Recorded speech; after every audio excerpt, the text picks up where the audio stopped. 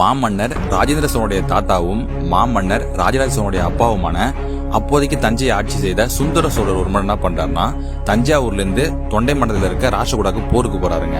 அப்போ போருக்கு கூட யாரை கூட்டு போறாருன்னா மிகவும் வலிமைமிக்க படைத்தலைவனான அனிருத்த பிரம்மாஜிராஜாவை கூட கூட்டு போறாரு. இங்கிருந்து தொண்டை மண்டலத்துக்கு போனதுக்கு அப்புறம் ராஷ்டிரகூடல இருக்க எதிரி படையில் அடிச்சு அந்த இடத்தை கைப்பற்றாருங்க. கைப்பற்றினதுக்கு அப்புறம் ஆதித்த கரிகாலனை தொண்டை மண்டலத்துக்கு ஒரு பிரதிநிதியா போட்டு ரிட்டர்ன் வராருங்க. தொண்டை மண்டலத்துல இருந்து தஞ்சாவூர் வரும்போது நல்ல மழைங்க. தஞ்சாவூர் போனோம்னா நம்பூர் வழியா தான் போயாகணும்.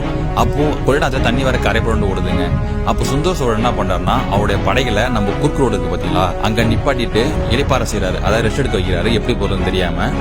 அப்போ சுந்தர சோழருக்கு சிவன் பக்தன் ஒருத்தன் குதிரையில இருக்க மாதிரி ஒரு உருவம் தோன்றுதுங்க. அவர் என்ன பண்றாருன்னா இங்க இருக்க குறுக்கு ரோட்ல இருந்து சிங்காரத்தோப்புக்கு கூட்டு போறாருங்க. சிங்காரத்தோப்புக்கு கூட்டு போயிட்டு ரெஸ்ட் எடுக்க வைக்கிறாரு. அப்போ சிவன் பக்தன் உருவத்துல வந்தவர் என்ன சொல்றாருன்னா, நீங்க இங்க இருந்து மேற்கு திசையில இருக்க சுத்தமல்லி காமரசல் வழியா போனீங்கன்னா குருடாத்து வடகரையான ஏலாக்குறிச்சி நீங்க போயிடலாம், நீங்க அங்கிருந்து தஞ்சாவூர் ஈஸியா போயிடலான்னு சொல்றாரு. சொன்னதுக்கு அப்புறம் அவரும் மறைஞ்சு போயிடுறாருங்க. அதுக்கப்புறம் சுந்தர சோழன் என்ன பண்றாருன்னா என்னைக்குமே அவர் விட்டு பிரியாத படைத்தலைவரான அனிருத்த பிரம்மாஜிராஜன் அவருடைய ஞாபகமா நாயகனை பிரியான் அப்படின்னு பேர் வைக்கிறாரு. அப்படின்னா தலைவனை பிரியான். அதுக்கப்புறம் இந்த ஊருக்கு நாயகனை பிரியான் அப்படிங்கிற பேர் வந்துச்சு. அதுக்கப்புறம் ரொம்ப வருஷம் போகுதுங்க.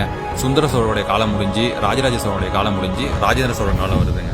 பல வெற்றிகளை பார்த்த மாமன்னர் ராஜேந்திர சோழன் தொண்டை மண்டலத்துக்கு ஒரு சுற்றுப்பயணத்துக்கு போறாருங்க. அப்போ வட ஆற்காட்டுல இருக்க பிரம்மதேசத்துல அவர் கிபி 1040 இறந்து போறாரு. அவர் இறந்ததுக்கு அப்புறம் அவருடைய மனைவியான கற்புக்கரசி வீரமாதேவி என்ன பண்றாங்கன்னா அவர் கூடயே உடன்கட்டையறாரு.